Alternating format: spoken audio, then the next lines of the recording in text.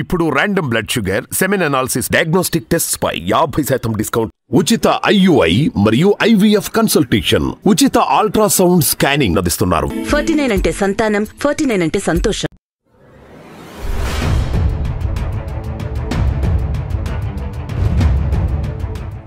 చిన్న చిన్న అలకలే కొంప ముంచుతాయి, ప్రజల్లో చులకన చేస్తాయి.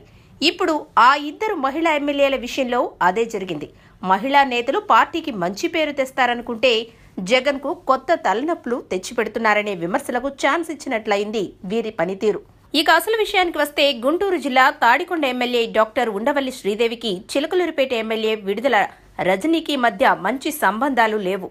ఇదిలా ఉంటే తాజాగా ఒక మసీదు శంకుస్థాపన కోసం మేడికొండూరు మండలంలో చేపట్టిన కార్యక్రమానికి హాజరైన వీరిద్దరూ శంకుస్థాపన కార్యక్రమం చేయకుండా తమ దారిన తాము పోవటం షాకింగ్ గా మారింది.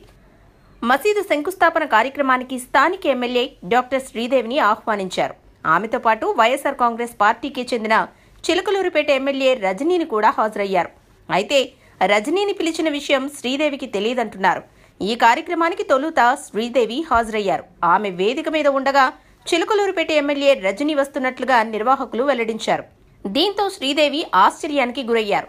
ఇదిలా ఉంటే పెద్ద ఎత్తున అభిమాన గణంతో వేదిక మీదకు వచ్చిన రజనీని నిర్వాహకులు కిందకు దిగి మరీ వేదిక మీదకు తీసుకురావడంతో శ్రీదేవి అసహనానికి గురయ్యారు. అదే సమయంలో రజనీ వర్గీయులు ఉత్సాహంతో చేసిన నినాదాలు ఇబ్బందికరంగా మారాయి. దీంతో అధికార పార్టీకి చెందిన ఇద్దరు మహిళా ఎమ్మెల్యేలు పక్కపక్కనే కూర్చున్నా మాట్లాడుకోలేదు. పార్టీ నేతలు, మత పెద్దల ప్రసంగాల అనంతరం ఎమ్మెల్యే శ్రీదేవిని మాట్లాడతారని నిర్వాహకులు ప్రకటించిన తరువాత తనకు అత్యవసర పని ఉందంటూ వెళ్లిపోయారు.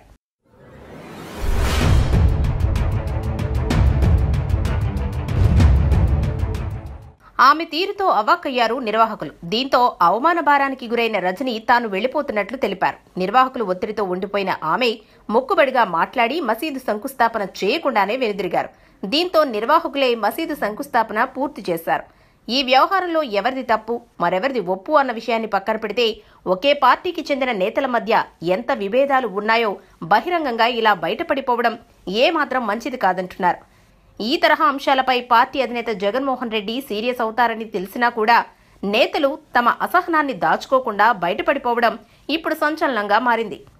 వాస్తవానికి సీఎం జగన్కు ఇలాంటివి నచ్చవు. ప్రత్యర్థి పార్టీ ఎమ్మెల్యే వస్తే ఇలా చేసిన పద్ధతిగా ఉండేది. సొంత పార్టీ ఎమ్మెల్యేపై అలకబూని ఇలా చేయడం పార్టీ పరువు తీయడమే అంటున్నారు రాజకీయ విశ్లేషకులు.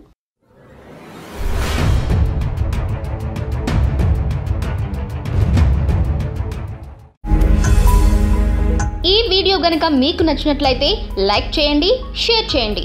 మరిన్ని వీడియోస్ కోసం మా ఛానల్ను సబ్స్క్రైబ్ చేయండి.